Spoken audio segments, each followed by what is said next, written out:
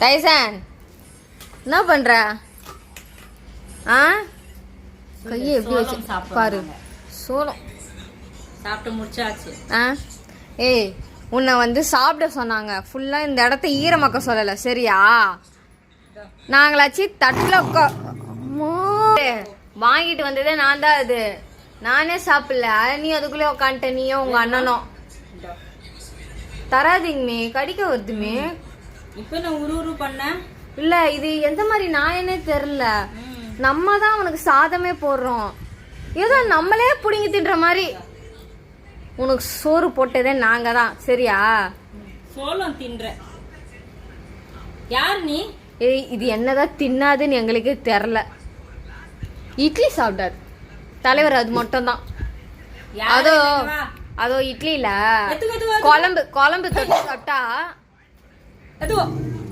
இட்லில குழம்பெல்லாம் அந்த சாம்பார்லாம் தொட்டு இது பண்ணா கூட தின்னுவான். இது என்ன நாயினே தெரியல. நீ அங்க போனா நான் வந்து எடுத்துருவேன். பாக்குது பாருங்களேன் எல்லாரையும். டேய், நீ ஏன் எங்ககிட்ட திருடி வாங்கி சாப்பிடுற, புடிங்கி தின்ற? உன்கிட்டதான் நாங்க புடுவோம்னு நினைக்கிறேன், பாத்தியா? அது மேலே ஆண்டவா இவனை வச்சுக்கிட்டு. எங்க டைசன், நீ என்னதான் டைசன் சாப்பிட மாட்ட? சொல்லு. எல்லாமே சாப்பிடுற.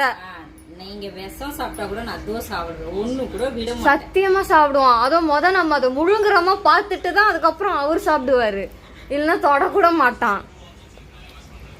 நம்ம அதை ஃபர்ஸ்ட் சாப்பிட்டு முழுங்கிட்டோம்னா தலைவர் நம்புவார். ஓகே, எதுவுமே கலக்கல, நம்பி சாப்பிடலாம், இது இன்னும் சாகல, இல்லைன்னா அவ்வளோதான்.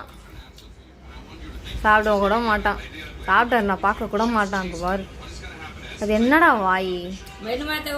இருங்க, கீழே இருக்கிறதெல்லாம் பொறுக்கி சாப்பிட்டு வருவார் தலைவர்.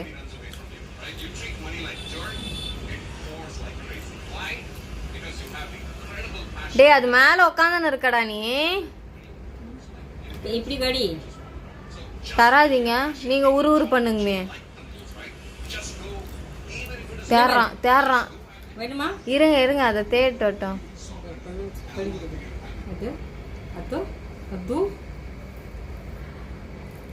ஏய், ஆடு மாடுதான் சாப்பிடுவாங்க. ஏய், நீ வாய் மூடு ஒரு பக்கம்.